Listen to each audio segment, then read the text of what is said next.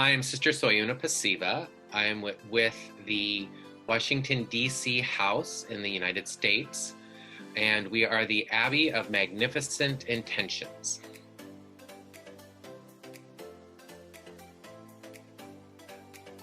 This month, I will have been a sister for 2 years.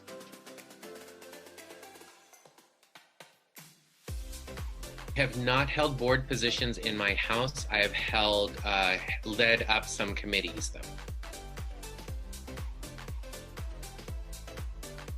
Name is Sistr Soyuna Pasiva, which in Spanish basically means I'm a bottom. So the story is a dear friend of ours who we play with every so often came up with Willem's song Es una Pasiva, which is the Spanish version of this boy as a bottom, and said, oh my God, this song reminds me of the two of you. And I went, oh my God, that's my name.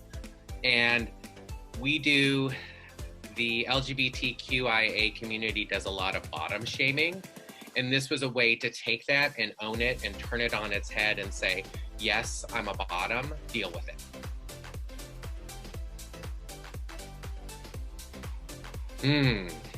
So we had become pretty involved in activism within our local community. And both my partner and I were trying to find a right fit.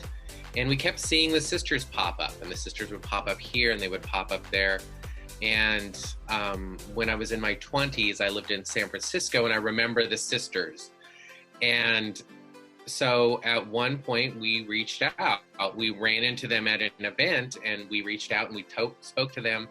And come to find out, a dear friend of mine was a sister that I found out in this process. So I was able to really kind of talk things through and realize that this was a really good fit for social justice activism for me.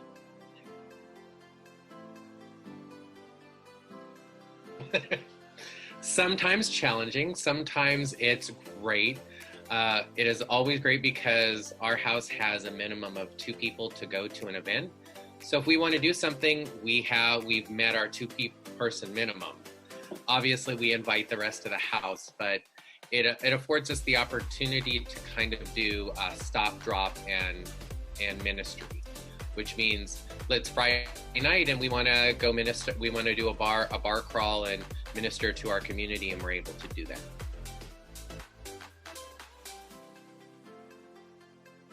We do separate and do our own thing. I have some things in my secular life that have interfered with my ability to manifest as often. So my partner manifests more often than I do recently. We do manifest a lot together, but we also do separate things. We both joined at the same time, and we both went through the elevation process at the same time. When we began, we manifested for everything we possibly could. We did every manifestation that was on the books. We were there, and we went to our first conclave, which is the gathering of the nuns, within our first year, and that kind of lit a fire that this is what we really wanted to do. And so we continued manifesting. I am the free hug nun. I decided to do free hugs at Pride last year, and it was a huge hit. Here I was, this white nun in white on a scooter with this free hug sign, and everyone ate it up. So I was like, I'm the free hug nun. Everyone needs a hug. Everyone needs some love.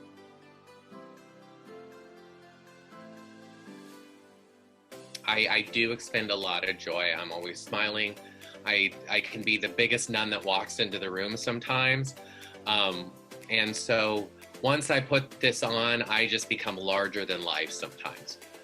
And filling that up, like at the end of the night, I can be completely exhausted, and the first thing I want to do is get in the shower and go to bed. But I spend a lot of time in my hammock. I have an indoor hammock and an outdoor hammock. I have a very strong connection to my spiritual life, and I have a strong spiritual community that's very supportive. The work that I do in my secular life is very rewarding, so that fills me up.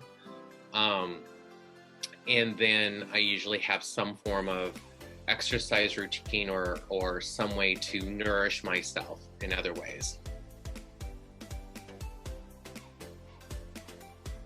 I'm silly all the way. All the way silly.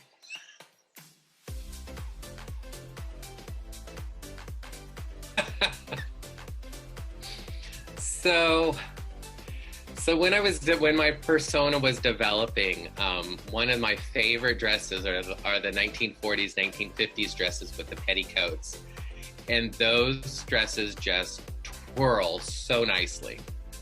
And so at my first conclave, I would twirl, and I started doing twirly girl. So, one of my rules became I wanted to be the twirliest girl in the world.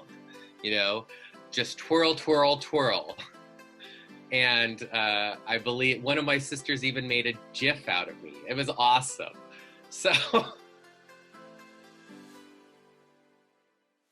patience with yourself, patience with the process. Our house is very supportive of new members. So our house comes together to support any new member's process. And a lot of that is what can we do for you? What do you need? What do you need in this moment? And sometimes for some of them, that is to take a break, and they take a break and they come back. And we had one nun do that, and she came back and she went through within 3 months, she finished her process. So our house is very supportive, and just be patient with yourself and your process. Everyone goes at a different speed. It's not a sprint. It's not who can get there faster. It's in a way, it's finding out about yourself and your ministry and what that means. And even I'm only 2 years into this process, and my persona, my look has evolved. My ministry has evolved. It's an ever-growing, changing process.